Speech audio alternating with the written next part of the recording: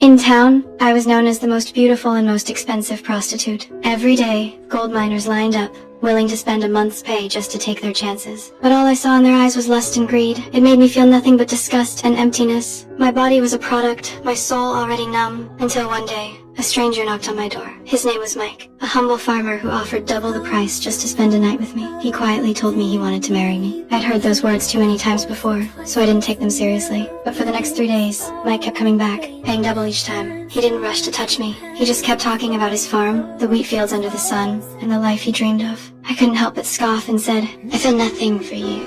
You're a dirt farmer." He froze for a moment, his face darkened, but he didn't argue, he just left quietly. Watching his lonely back, I felt a strange ache, something I hadn't felt before. The next day, I gathered my courage and begged Madam to let me go. But how could she let her golden goose walk free? She had her man beat me hard, blood mixed with tears. I was bruised, broken, hopeless, and Mike showed up again. When he saw what I looked like, he didn't hesitate. He handed over everything he had to buy my freedom. His eyes held no desire, only determination. He even got down on one knee and proposed on the spot. When I woke up, I was already at his farm. He gently tried to check my wounds, but I instinctively pulled away. I didn't trust anyone and couldn't bring myself to be vulnerable. 3 weeks passed. One day, after he left the house, I quietly put on my old clothes and planned to head back to town. I hadn't gone far when I saw Mike chasing after me. I quickened my steps, thinking he'd try to stop me. I turned and slapped him, yelling, "You don't own me!"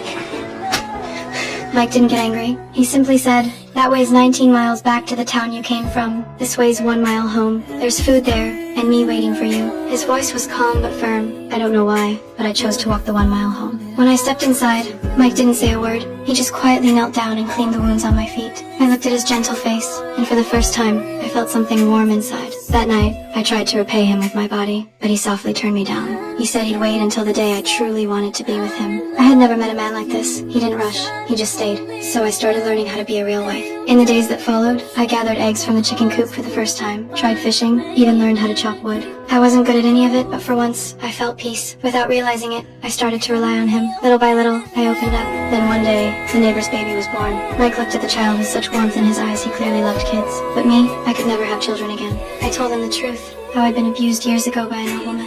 It was a memory I had buried deep, never shared with anyone. But after hearing it, Mike didn't flinch. He simply said, "There's nothing in this world that could make me stop loving you." Still, I felt unworthy of him. I wrote him a letter, left the wedding ring on the table, and slipped away from the farm. I didn't return to my old life.